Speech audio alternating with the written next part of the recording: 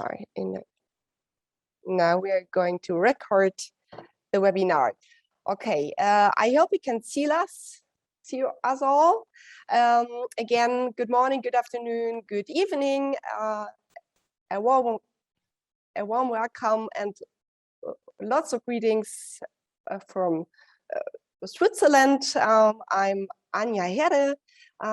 For the ones who don't know me yet, I am a program coordinator for Burkina Faso and also the inclusion advisor. And I'm stuttering, so that's why it stucks sometimes. So don't worry. We are going to have 1.5 hours together. And the reason why we are meeting here is that Switzerland had the idea to have or to organize an internal, let's say, further education in disability and also climate change. And then we saw that this is a topic which is of interest for many others in the Federation. And that's why we are sitting here now. And this is our first webinar on that topic. And here I'm just going to show you our agenda for today. So really short. Just a second, I'm going to share my screen so that you know what you're going to expect. Let me see if that works. So we're going to have some words in the beginning, also from David. Then we're going to hear why climate change is an important topic for advocacy. And after that, we are going to have a panel discussion led by Julian Eaton. And afterwards, we are going to talk about the mapping. There has been a survey, and we're going to hear about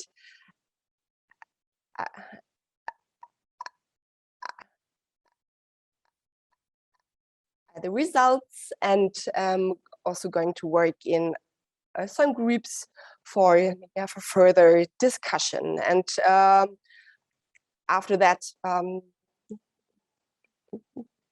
some closing words.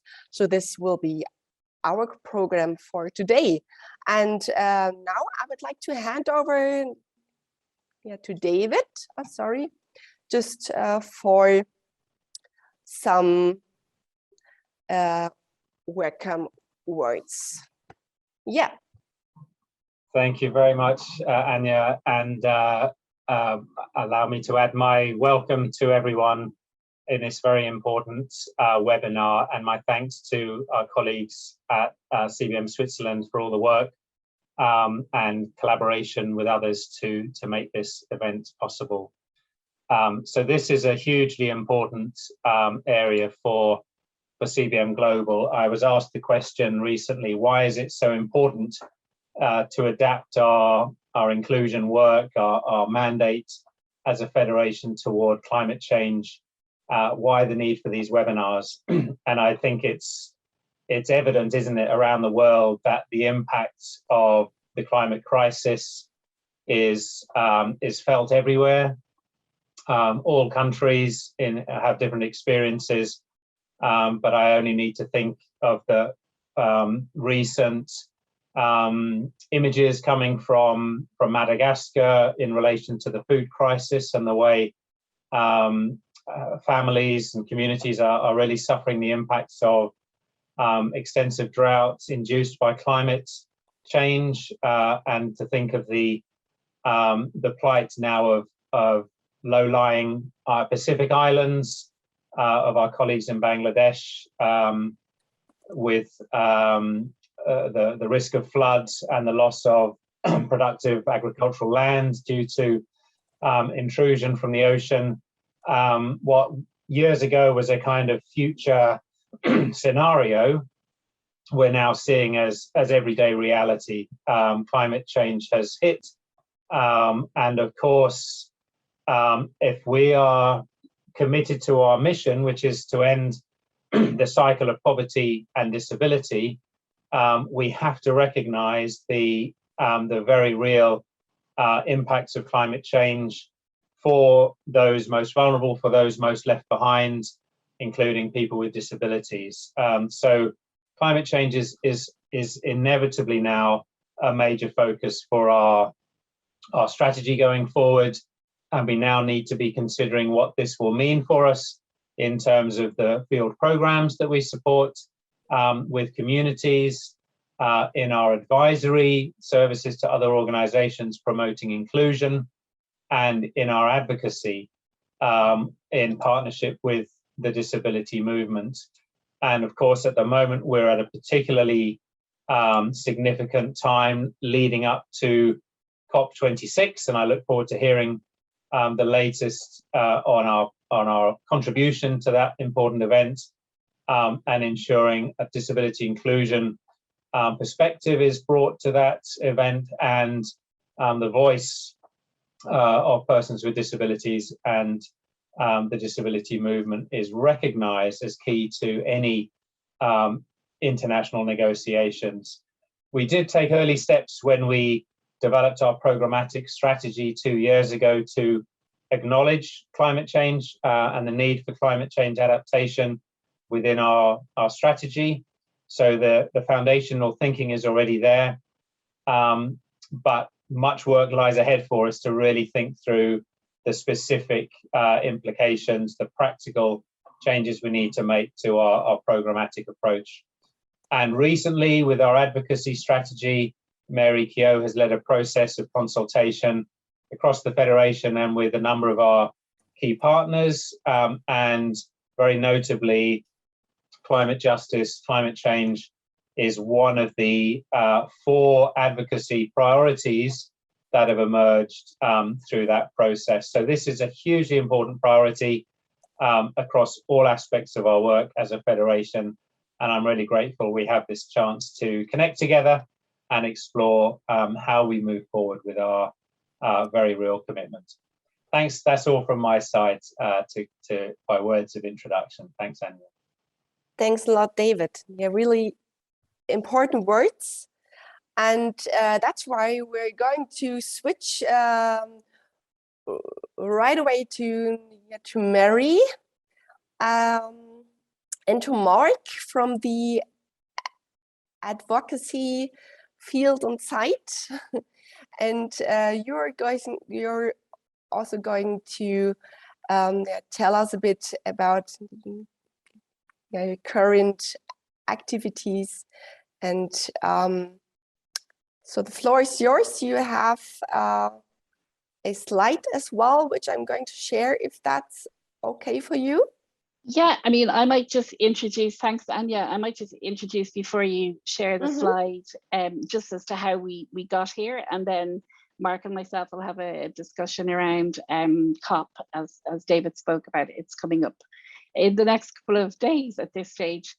So just kind of briefly as to where, I mean, climate change and environmental work has always been part of what we've done in CBM. I mean, that would have been through the work of David Lewis over the many years. So in 2019, we had some budget left where we thought, look, there's a real gap in the current discussions that are happening at global level around the impact of climate change on persons with disabilities. So did a piece of research, which then developed what's called the 4 Ps document. Now that was back in 2019, leading into 2020. And at that stage, it was really, at a global level, there wasn't much discussion, and there was kind of a fractured kind of part. Different groups were working on climate, but no one coming together. So once we published that paper, we started people contacting us from all over the world saying, you know, we haven't seen anything like this with OPD's voices in it. You know, how can we work together more closely? So since then, we've had, you know, working with McGill University, who are leading kind of the evidence research on the impact of climate change on persons with disabilities from a policy perspective. And really through that kind of worked with the wider network of OPDs. So where we are now at the moment is, and as David said, the advocacy strategy has climate justice as a priority. And climate justice really is about looking at, you know, the countries that we work in, because it's the poorest countries and those who contribute the least are impacted the most by climate change. And that really is the philosophy that we're taking with our advocacy work.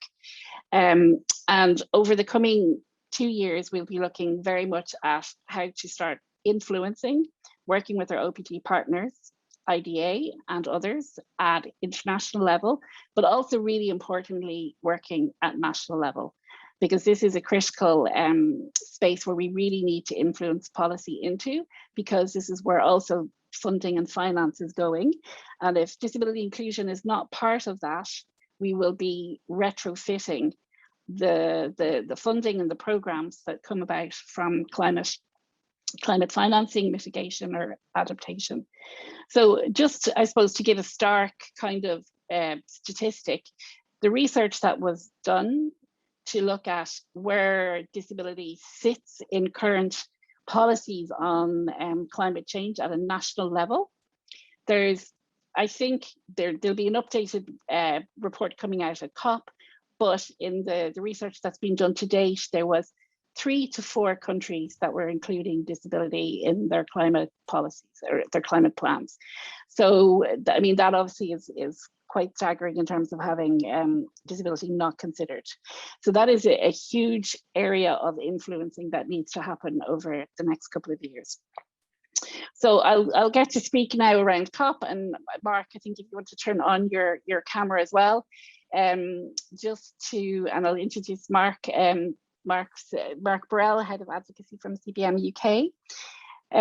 For COP26, we've been lucky to really work very closely with the CBM UK team around looking at how we can influence into COP, because it's happening in Glasgow. So this year, because it's happening in Glasgow, and because CBM Global is a young organization, we weren't able to apply for accreditation.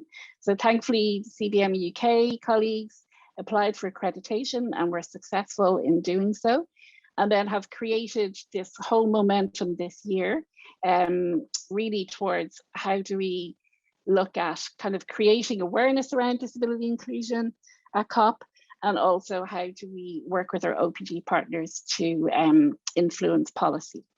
So Mark, I might maybe just come to you briefly just to talk about what you've been doing in the UK development sector.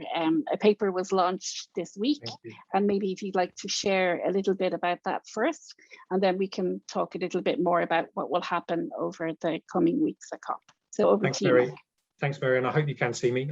My camera hopefully is on, so you can see me up there. And it is a huge privilege and responsibility for us to be representing CBM at COP26. But as you say, we have at CBM UK been working with Bond. Bond is an organisation that brings together lots of organisations, NGOs in the development sector. And there is a particular group, the Disability and Development Group, that CBM are part of.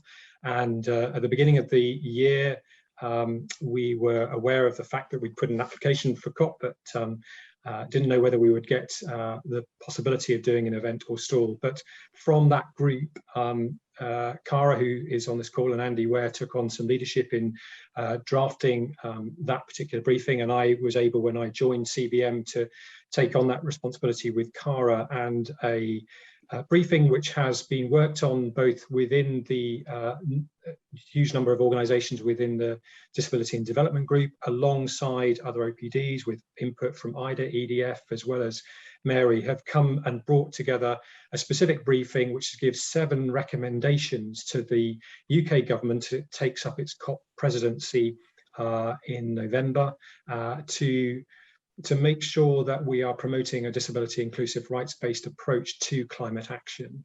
And within that, we're hoping that as it gets disseminated, and we have an event tomorrow with an all parliamentary group on disability here in the UK, where that briefing will be presented as part of the reading material before that event, and in other areas within government, to make sure that those recommendations are being brought. And then when we're at COP, through the UN zone, the blue zone, we hope to be making contacts with and influencing those, to be asking them the question of where do people with disability and OPDs feature in your action, in your work, and in all that you're doing in climate action.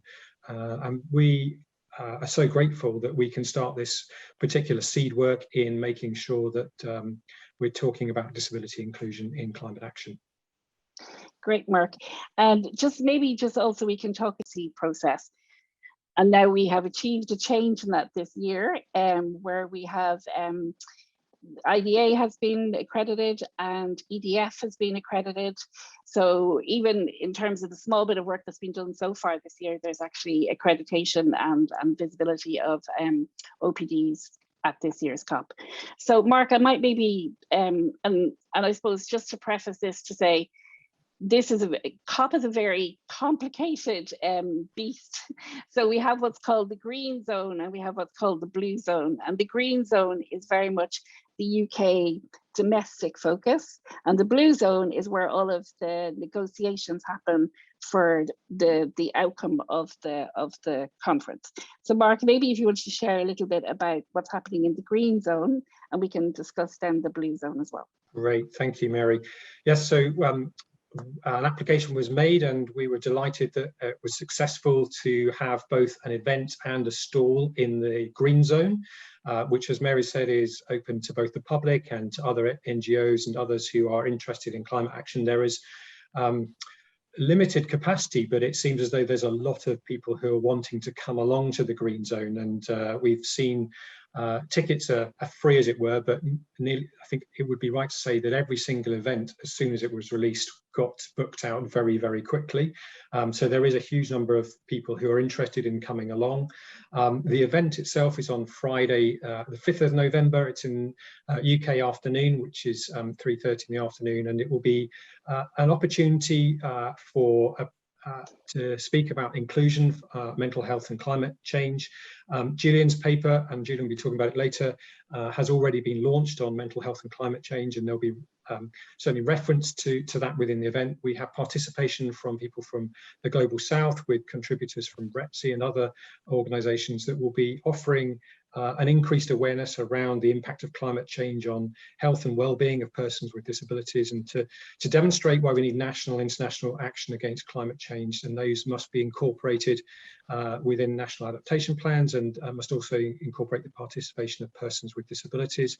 It's a great opportunity to be interacting with people in person, but also there is a YouTube channel that COP26 have set up, and people can subscribe and can watch the whole event on the Friday live as it goes on. So we would really encourage people to make sure that they set aside that time and come along and hear what's being said.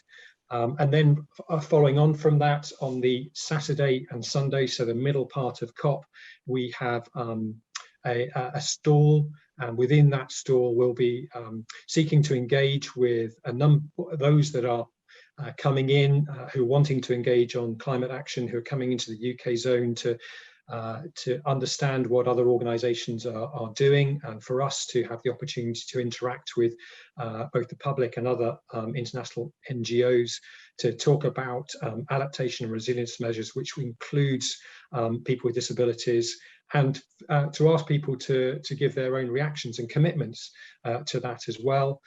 So these are great opportunities for us to be out there and putting both the name of CBM, but also disability inclusion in climate action. As Mary said, this is an area that seems to have been neglected. So we have now that opportunity to bring it to the forefront. And this is very much seed work. I think it's the first time we've been involved in COP as an organisation.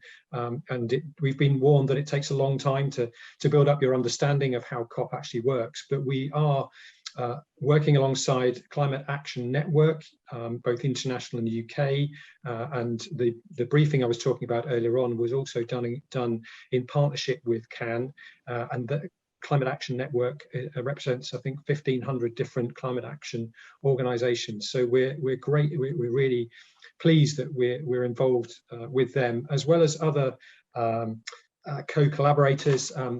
Islamic Relief have been amazing in reaching out to us and providing us quite a lot of background information as to how COP works, and I was on a call with them just before this meeting. So that's again a huge benefit to us. Yeah, thank you, Mark. And I'm conscious, Anya, of time, so please send me a ding when you want me to stop. I think in terms of just lastly talk about the Blue Zone.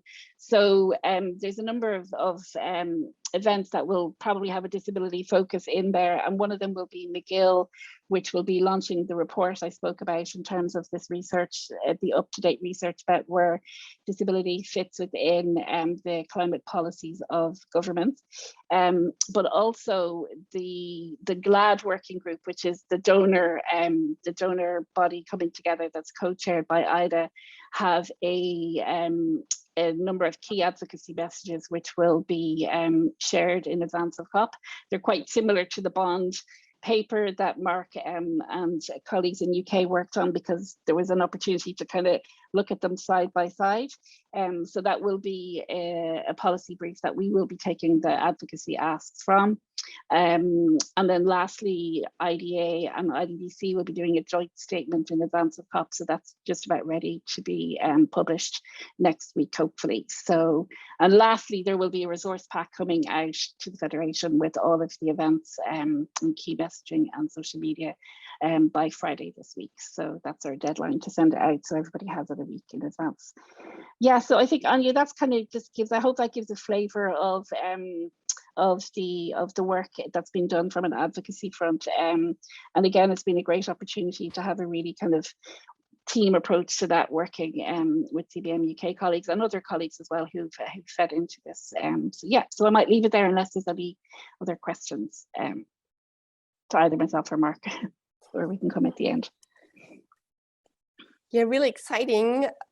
So thank you very much. There is a lot going on, and we also wish you lots of success for the COP 26 events, and we are also looking forward to the resources. Yes, so thank you very much, and I'm going to unspotlight you again. And then we are coming to the panel interview. Just a sec. And then it's going to be Julian. So I'm going to hand over to you. Great, thank you very much, Anya. And after hearing about that really very impressive work that's been done in such a short period of time by our colleagues in both in the advocacy group, in various MAs, towards starting to have a real impact on a new area, we want to dive down now to think about what's happening at country level, because climate change is a new growing phenomena which is absolutely going to impact our work over the next 50 years, but it's having an impact now, as David said. And several of our partners and country offices have responded to very real climate impacts already. So over the next 25 minutes or so, we're going to have a discussion with three of those people who've been working at country level on some of those responses. So first of all, we're going to hear them talk very quickly about what happened in their country and what their organization or office did in response to it. And then we'll go back and have a bit more of a discussion with them about some of the specific learnings they've had from those experiences. So first of all, we have Matrika Devkota, who is the Executive Director of Koshish Nepal, a DPO in Nepal. So, Matrika, could you tell us briefly about your experiences in Nepal, please? Thank you. Good afternoon, good evening. So, especially we're having quite tough time at the moment. The monsoon started from last June and not stopped fully yet. And it's getting a bit slower, but until September, June to September, we have quite hilly region. Nepal is more mountainous country, and also the earthquake of 2015 cracked land, then water, and then, so for example, in my own place where I was born and raised, so my place people are totally displaced because the for many months water was filled in those cracks, then collapse all the hill. And likewise, we have many river. So second, the country have the largest water resources after Brazil, and many places that because landslide after heavy rainfall, and then those river are blocked, and those many of the our settlement and are in the corner of the river, and then and also there has been glacier or also erosion in the higher level of Himalayan hill. So it is quite tough time forever. Like the people who are even 90, they say that they have never experienced this, and they have never heard from, like the previous generation, like, monsoon was like that. Yeah. So it is the most hardest time and tough time, like in the human history. And so we as a OPDs, we are trying that the psychological first aid to the affected community, look, listen, and link, especially person with cognitive disabilities, especially psychosocial disabilities, intellectual disabilities, autism. Those people are voiceless, and in disabilities also invisible, and people are not aware about that. So rescuing them, and also the migration to the another place. Then, for example, one of the family, like the all farmer and not having any income except farming, and they have lost everything. Now they have to shift to another place, and before they used to have, their agriculture was enough for their, living and income generating things, and they were self-sufficient. And now they have lost everything, and they don't have bank balance, and their children are studying, and they have to go leave their place. They have to run away, and then if nothing, and then it has been, the affected whole well-being, starvation, and also affecting the children education, like that. So now, for example, we also are running toll-free numbers, trying to reach to the people and with the local government authorities, and these people who are voiceless, invisible, how to be in touch with them and linkage with the resources. Even for the new settlement, we are helping for the providing zinc roof and food packages, and from ourselves So our limited resources is not enough. So local government, through that, we are trying to reach to these invisible, disabilities and no one leaving behind. We are promoting this. And thank you, Matrika. That's a really helpful insight into what is a devastating situation. I'm sorry to cut you off, but we'll be coming back to talk more later. Our next talker today is Johnson Fanny Matenga, who is a program manager for our partner REPSI, a regional psychosocial support initiative in Zimbabwe. Johnson, welcome. I wonder if you could give us just a couple of minutes on your experience with Cyclone Idai in Zimbabwe and how you responded to that.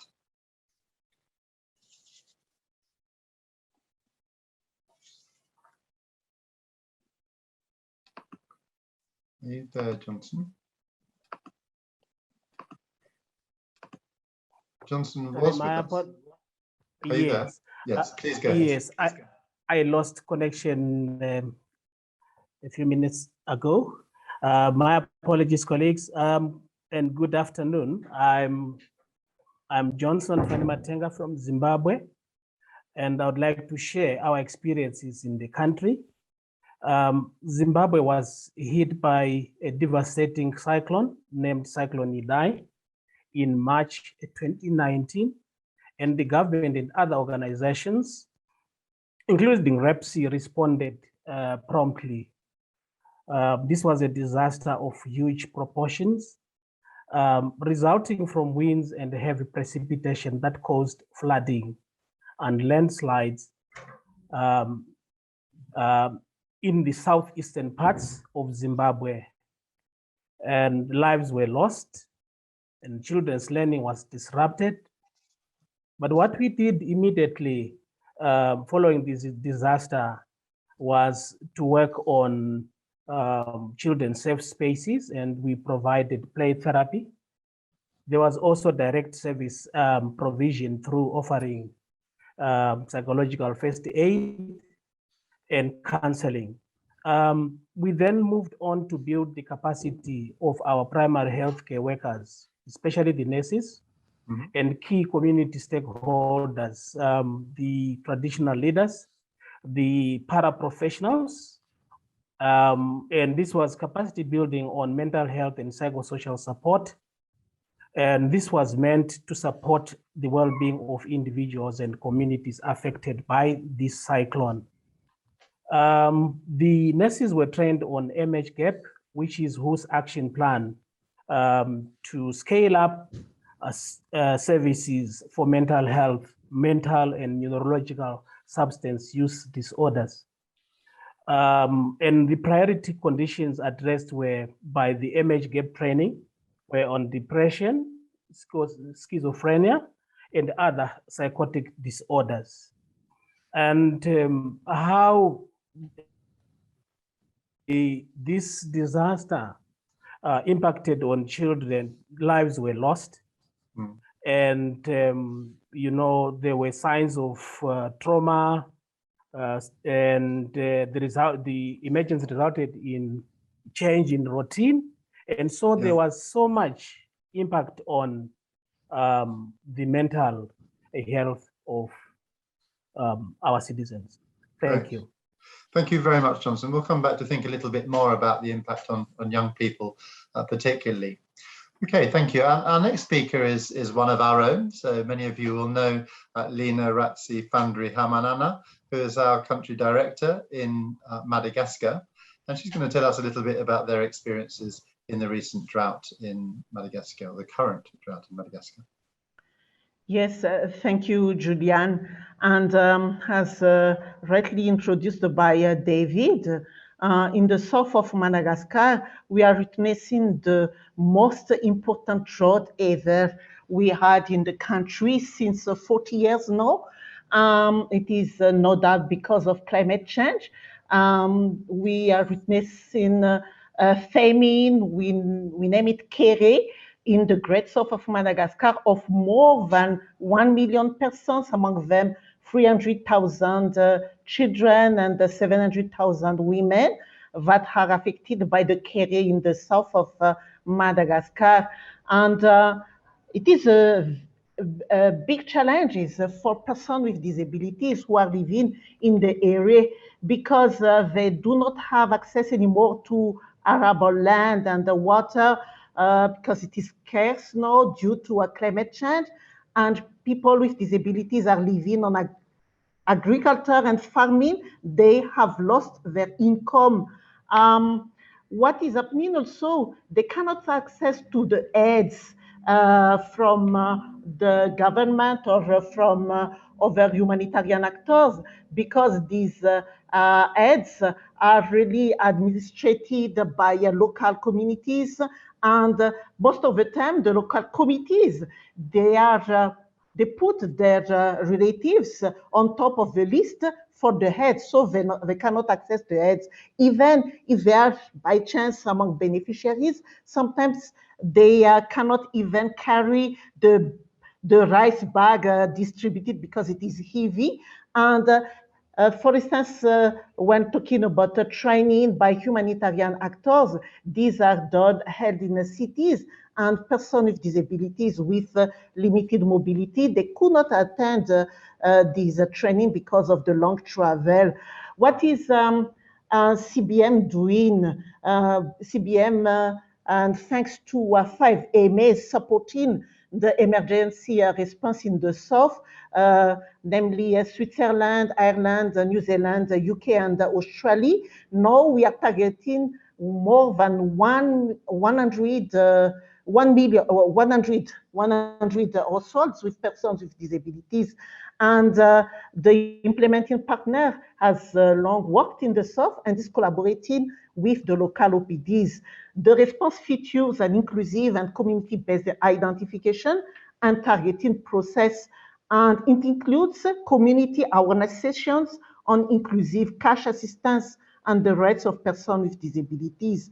There are cash distribution, and the cash distribution started after the feasibility assessment. And the most important is to identify the most suitable cash delivery mechanism in the area. And to that end, a local committee was established to ensure that identification and targeting of households with persons with disabilities in the communes are done very well. And there are training also of the committee members on disability. This was done to facilitate the prioritization of households.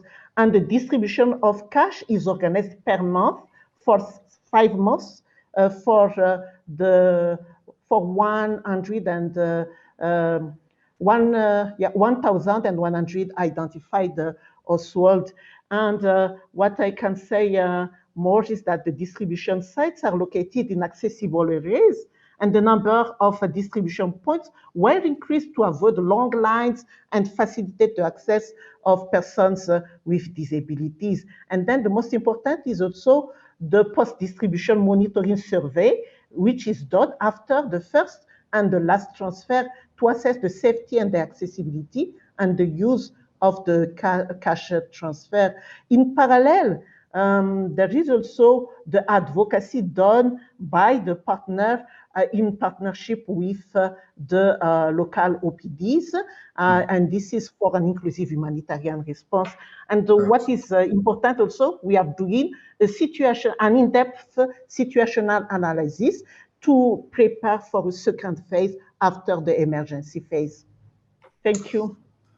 Lila, thank you so much, and thank you for all the work you're doing. It sounds like you're in a very, very tough situation, but are taking really thoughtful attention to making sure that the response is inclusive in Madagascar. I just want to go back now to Matrika and ask a little bit about the unique role that you have as a DPO working in an emergency response, particularly in this case related to climate change. Do you think that your role is different from the role that other organizations might have in a response like you had in Nepal? Thank you so much, Julian. The empathy, and like we OPDs, we think that we are taking care of own community. So we are doing it from our passion and empathies. So, and in the disaster humanitarian setting, it's very important to have dignity, and also in this crisis situation, climate change, other things, when is okay to have this is the part of human distress, or when is the problem. So coming out from the like diagnostic, but we trying to help people who are in distress and a peer support, and it's okay to having these, but nothing is permanent, it comes and goes.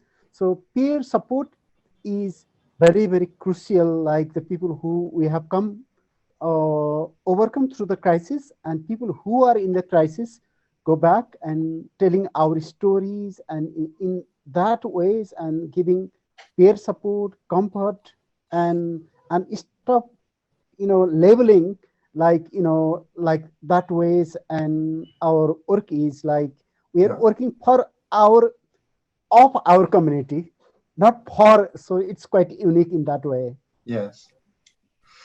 Matrika, thank you. And I noticed that you'd made some points in the chat as well about language and the way that we think about defining these things. I think just broadly in the field of global mental health, we've learnt an enormous amount from emergency settings where distress associated with a terrible thing happening to you is a very natural response to that happening. And I think we do need to be very thoughtful about how we use language to make sure that we're acknowledging that these are quite appropriate responses to the things that happen. But that doesn't mean that people don't need support, and we should provide that support in a dignified way. Thank you for that, Matrika, and it's very interesting to hear that link with what Leela said about the work they're doing in making sure that OPDs are part of the process of accountability in the way we do those responses. One of the things we need to be very accountable for in this area of climate change is towards future generations. And I want to turn to you again, Johnson, to ask you, particularly as you work so much with young people, how you've been able to make sure that young people's voice and thinking about what's happening to them is able to come through. Do you think that there's a real understanding in what happened in Cyclone Idai, that this was a climate change issue, or just a disaster that happened as an act of God? What are your thinking about that? Yes, our experience in the project, Julian, is that the children's perceptions on the causes of the disaster are really strongly influenced by the cultural and religious perceptions. They associate it with angry spirits, and they also get it from what the community will be saying about the cyclone. But the sentiments of climate change really in Zimbabwe are being shared by experts, and also through government, and many supported by the UN agents on climate change, especially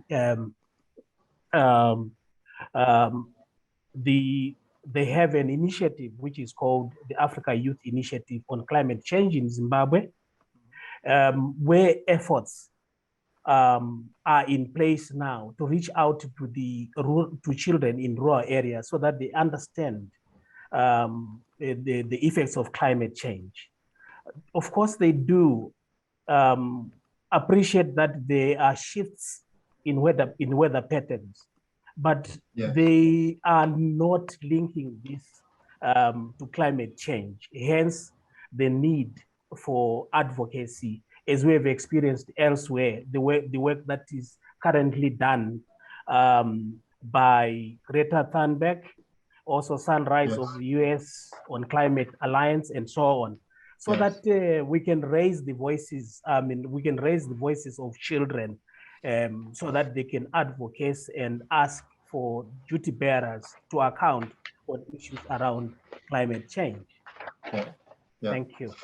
Johnson, thank you so much. I think we've all been inspired by Greta Thunberg and the many other young people who've stood up to say we care about this planet and we want to make sure we don't continue to destroy it in the way that we have been so badly up till now.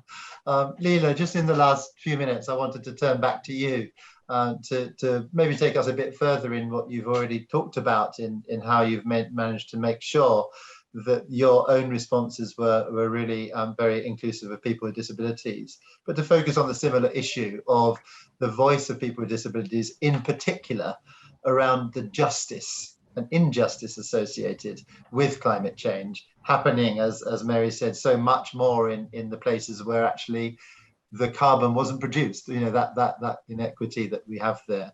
What's your experience in Madagascar of the understanding and thinking within the disability community about the wider causes of climate change and the advocacy around that at this point?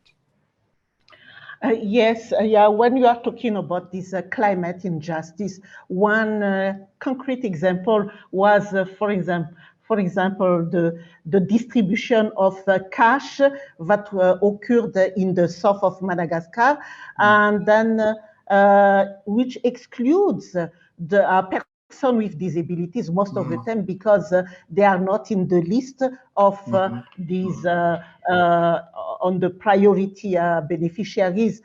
This, we really strive to change that, and that is why we established a committee, a local committee that was well trained before on how to target persons with disabilities and how to make sure that they are really prioritized among the beneficiaries of the cash transfer. You know, in Madagascar, they are not, perhaps they are not really aware that it is definitely caused by climate change, because in the south, the drought is occurring every year. So it is our day-to-day life. We used to live with the drought, with the famine, and especially persons with disabilities. They are really among the most people who are suffering from this the climate change in the south. That is why we put really importance on advocacy toward the government and toward the other humanitarian actors in the south, for them really to change the system and to understand that they have to include persons with disabilities among their beneficiaries. Thank you so much to our panelists who've really given us an insight, I think, into some of the realities in the places where we're carrying out our programs, and it's really struck me the importance, particularly, of making sure that this unfortunately growing problem is properly inclusive of people with disabilities and taking account of well-being issues associated. So thank you very much, everyone, and I'll hand back to Anya now. Also, a lot of thanks to you, Julian, and also the panelists. And I'm going to start to stop the spotlighting just a sec, and then I would like to hand over to Adva. She would like, or she will give us an input on the results of the internal mapping survey, and yeah, and she will also go with us into the group work. So over to you, Adva, and if you would like me to share the slides, then just tell me. Yes, if you don't mind sharing from your end, I think. Okay, just that the caption down as well. I hope that you all can see my slides. Yes? Yes, we can see them. Great. Okay. Great. So just, well, first of all, thank you everybody so far, and also a huge thanks to everybody who already participated in the mapping.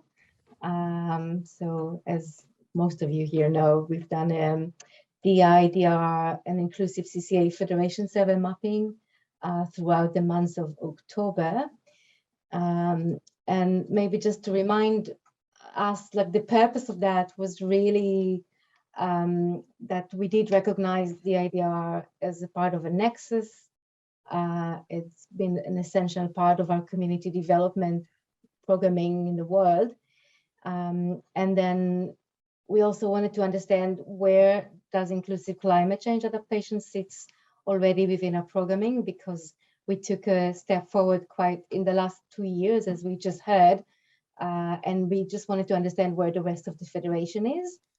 Then really, the mapping really looked at existing DIDRR and CCA programming, advocacy and advisory work at country office, MA and initiative level, in order to understand how they come together, how they interlink with other aspects of work and technical frameworks. We just wanted to take stock of our existing work, understand the capacities, and really to inform our global strategies, development decisions, and operational roadmap when we are considering the global oversight and technical responsibilities. So that's kind of the background.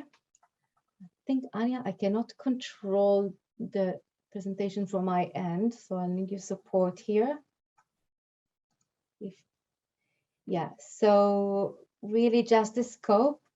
So far, we've had responses from 7 country offices, 3 MAs, and 3 initiatives, including the CMH, IAG, and advocacy. We had the Philippines, Nepal, Indonesia, Bangladesh, Laos, Burkina, and Madagascar responded, and then UK, Australia, and Switzerland. I do have to just apologize in advance. Many of the responses came late or very, very late. So I will present to you some highlights of the mapping exercise, but I did not have time to engage too much with the analysis. I did not have time to even get back to some of the responders to ask for clarification. So please excuse me if there's going to be some mistakes in the presentation. I will follow up. Just really, yeah, a lot of the answers came quite late. And the next slide, please.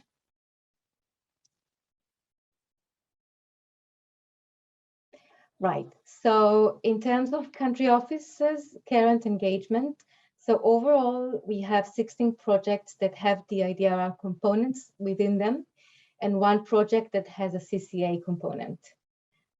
Most country offices actually have an integrated DIDRR programming in their CBID, CMH, iHealth, and even humanitarian programming.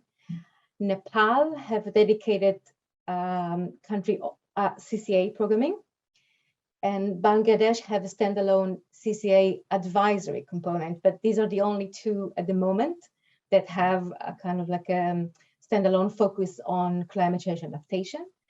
Laos is currently the only CO that has neither DIDRR or CCA programming in their current programming portfolio or advocacy portfolio.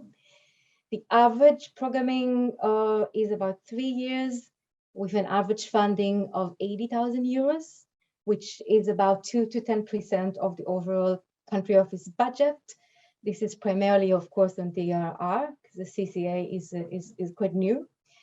No country office have dedicated DIDRR or CCA capacities, and we kind of estimate, COs estimated that they dedicate between 5% in Madagascar to 20% in the Philippines and Bangladesh of the organization time to run these projects. Next slide. In the pipeline, there are 4 projects as far as we know from the mapping in Bangladesh, Nepal, Philippines, and Indonesia. And you can see there will be more focus on CCA moving forward in Bangladesh, Philippines, and Indonesia. So this is actually on the horizon for next few years. They're all starting in 2022. Next slide. From the MA's perspective, at the moment, no MA have a specific idea. The one that engaged, there's more MAs that have not engaged. From what we know, no MA have a specific DIDRR or ICC advocacy or advisory strategy, although CBM UK is looking at developing a strategy around that and kind of very much engages in high-level influencing and advisory work in UK and beyond. No MA at the moment has a standalone DRR or CCA programming. And yes, as I said, both CBM Australia and CBM UK do intend to develop their strategies around DRR and CCA. They are waiting for other processes so that they can be aligned with global plans. Next slide. In terms of focus, so that's really, there's a lot of advocacy focus, and I have another slide just on the advocacy engagement. There is focus on capacity building in DRR policy and advocacy, looking at participatory study. There's a number of research components within our programming at the CO levels, looking at establishing of inclusive early warnings at community levels, looking at raising environmental awareness and adaptation to climate change and then crisis modifiers. That's on the programmatic focus. And of course, there's a lot of focus on working with OPDs, and moving forward, this is very much a strategic focus for future DRR and CCA programming. Next slide. On the advocacy on influencing front, at CO level, I split that between CO and global. You've heard already a lot on what's happening at the global level already today. At the CO level, there's similar kind of ways of working through promoting DRR through active membership in INGO platforms, also the interministerial and sectorial platforms, and development and humanitarian clusters, specific memberships and advocacy activities with the Ministry of Disaster Management or other relief or disaster prepared networks. A lot of advocacy happened through the Asian Disability Task Forces, and also joining advisory groups at National Council on Disability Affairs.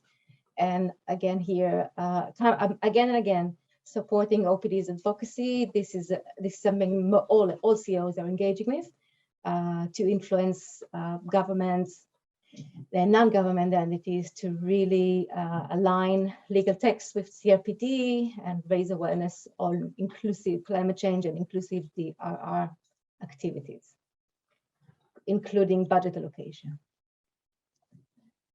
Next one. So on the MA's front, we've heard a lot.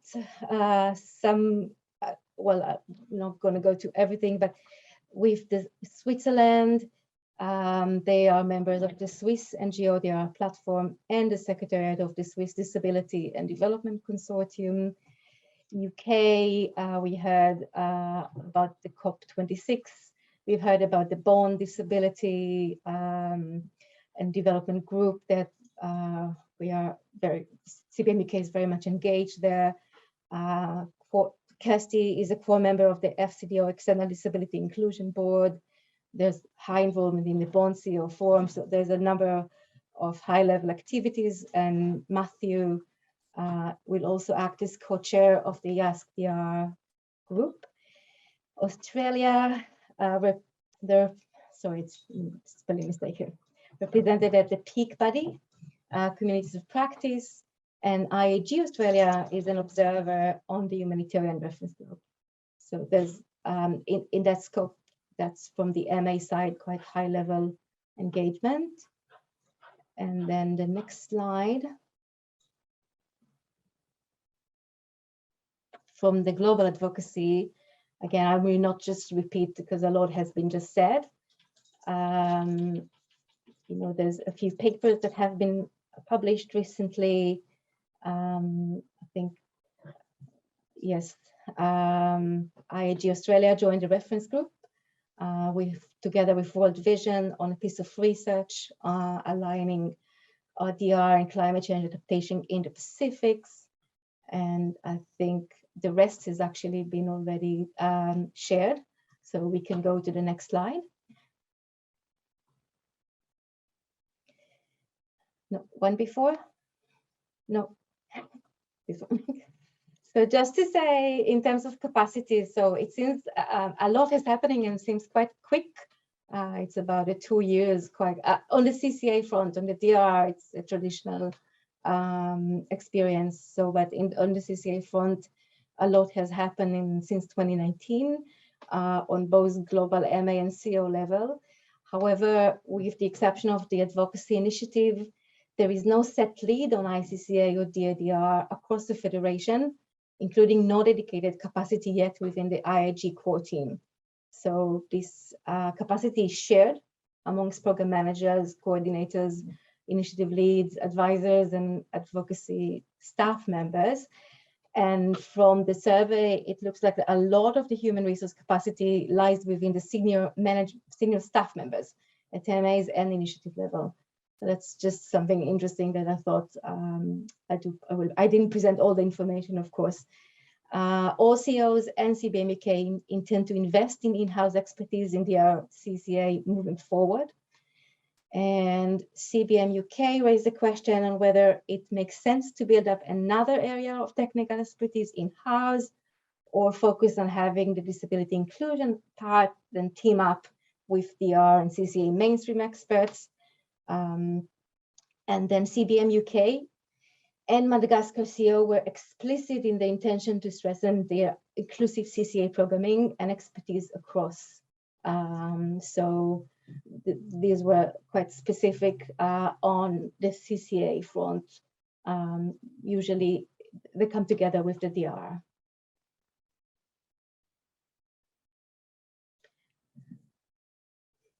In terms of strategies, so we did ask about that.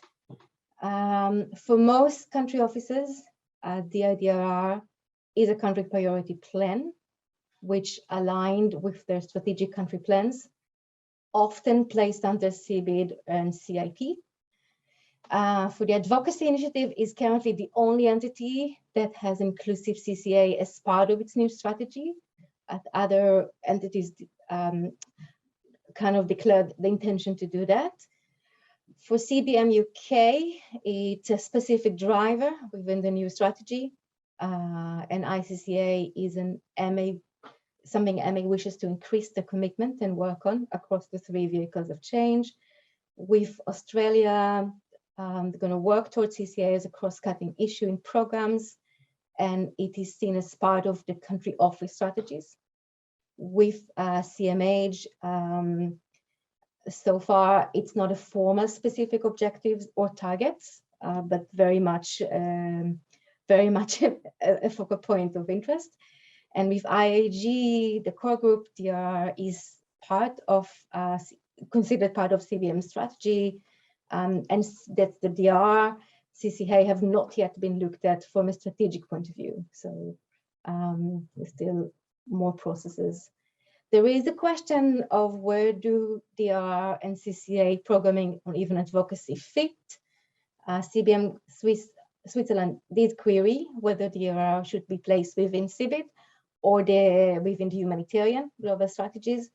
From the humanitarian initiative, DR and CCA is not part of the global humanitarian strategy, primarily due to capacity issues.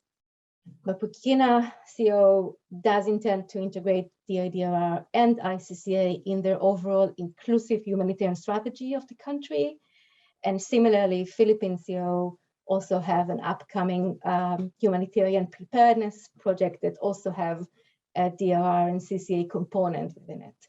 So I think this is something that's come up as a question from the mapping of where does it belong.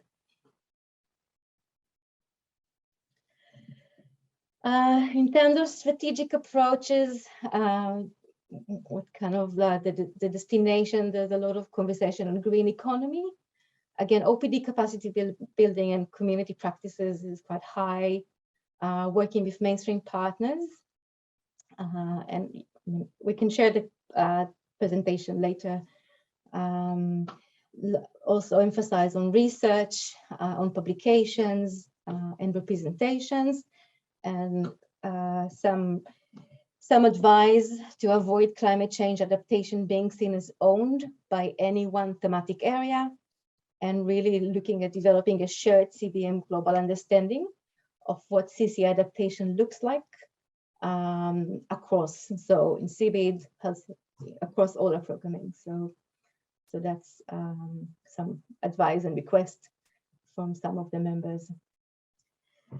With regards to MA fundraising and engagement approach, moving forward, so CBM Switzerland,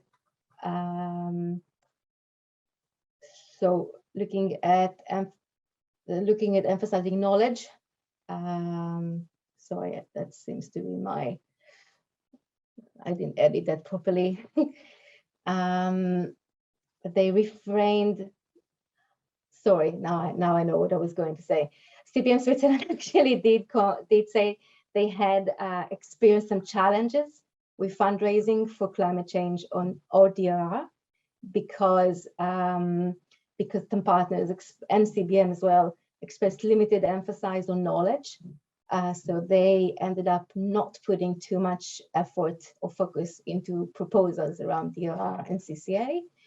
And they have refrained from active fundraising if that looked clearly very technical, because they thought we probably won't be competing appropriately. So they kind of surfaced a challenge with fundraising for DRR and CCA. CBM UK said they don't yet have an agreed approach on fundraising and comms, though both have suddenly, they grow quite hugely with the run up to COP26, as Mark just shared. So, and also they shared the website landing page, which I think have been set, and the publication that I think was actually produced yesterday with Bond. So I think these are all seen as kind of support in future fundraising and engagement strategy to raise the profile of inclusive ICCA. CBM Australia said they are funding differently. They're not funding for a thematic approach, but more from a program approach that might include DIDRR and inclusive CCA within the funding, within programmatic funding. Okay, so that's it. So hope that gave you some overview of some. It's not the whole information, but some what I thought was important. So we're now going to go into breakout rooms, and Anya, I'm not sure how much time we have. Just a sec. We have 10 minutes, about, or 10 to 15, and yeah, max. Yeah. And we are having a link actually to Padlet, and I'm asking my colleague to share the link in the chat. So there you can write down your thoughts and ideas, and we're going to put you, just a sec, I'm going to stop sharing. We're going to put you in to groups, into 10 groups. Just a sec. Oops.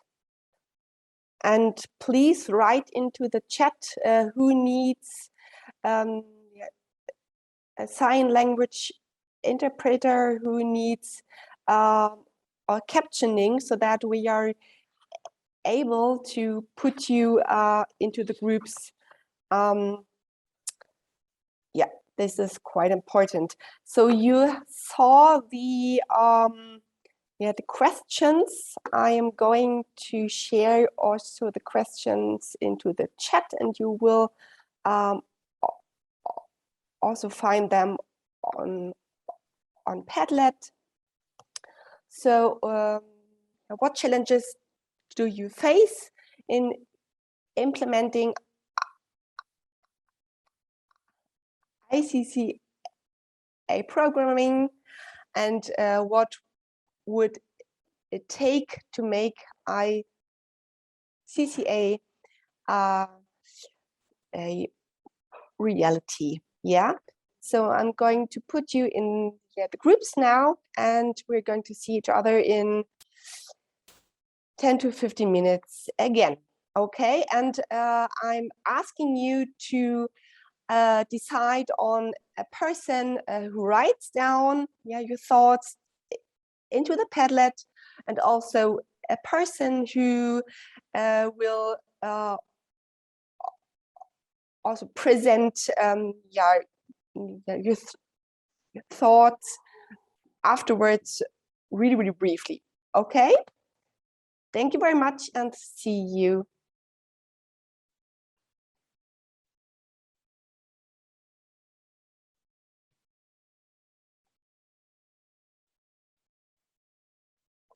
Yeah. Ah, I'm sorry. Could you share the Padlet link? I think you I did really share the link. It's in the chat. Oh yeah, The okay. chat. Yeah, it is. Yeah. Jonathan shared it. Yeah. Okay, yeah, I'll just be here.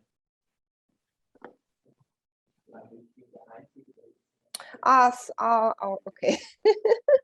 Just a sec, we need to stop that again. Yeah, the technique.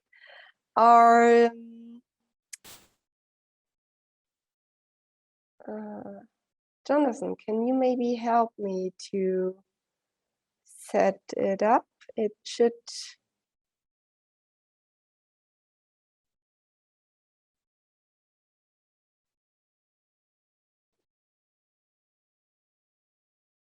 There's some special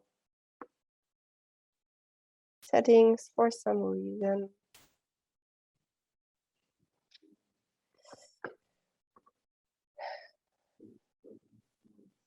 Mm-hmm.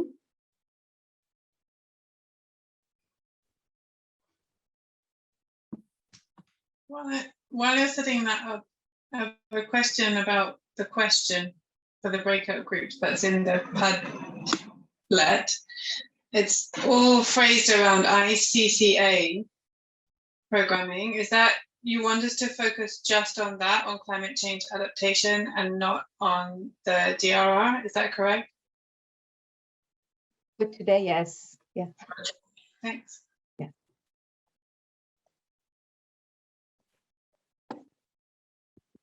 Anya, are you the host? Yes, it's are you just a sec, we do have some problems here with the technique, but it's okay. So yeah, please bear with us. For some reason it's not working. I don't know why.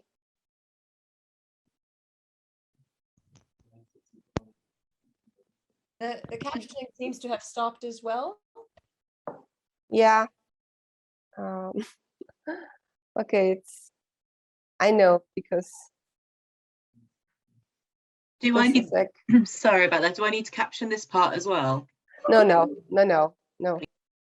Yes, please. My colleague can't understand what's being said.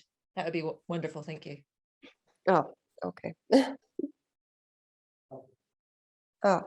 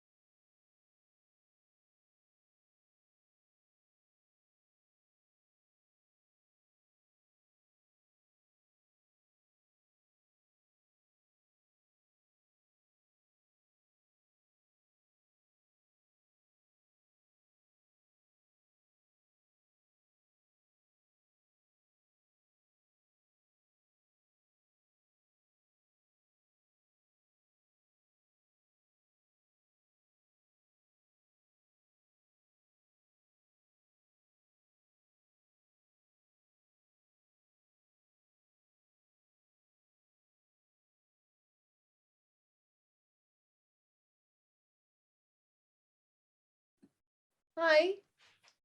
Hi, Elsa. It's Nicola. Hi. Nicola. I just wanted to check. Hi. Are there any deaf people here today? No, there is actually no one who wrote that they need. Right, I didn't see anything. So Razak and I will just wait in this room, in the main room, until they all come back, if that's okay. All right. That's good. And just if in the future, for this situation, my colleague is actually deaf. He's working from the stream. So anything that's being said needs to be captioned so that he has access to it. Yeah, thank you so much. And thank you to the captions. No problem. Thank you very much.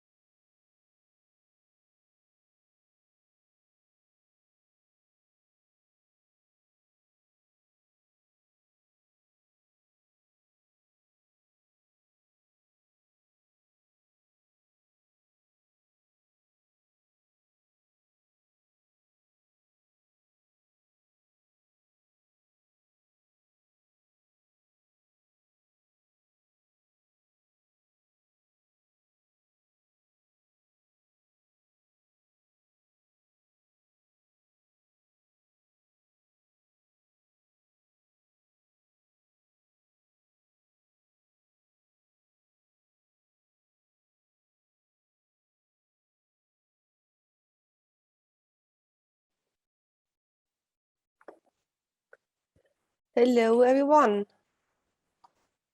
Back again. Back again. Hello. Hello. Yeah, I'm really sorry. We just Hello. didn't have that much. Can I remind you to, thank you, Yes. spotlight the interpreter. To spotlight Yes. the interpreter. Thank you. It is, yes.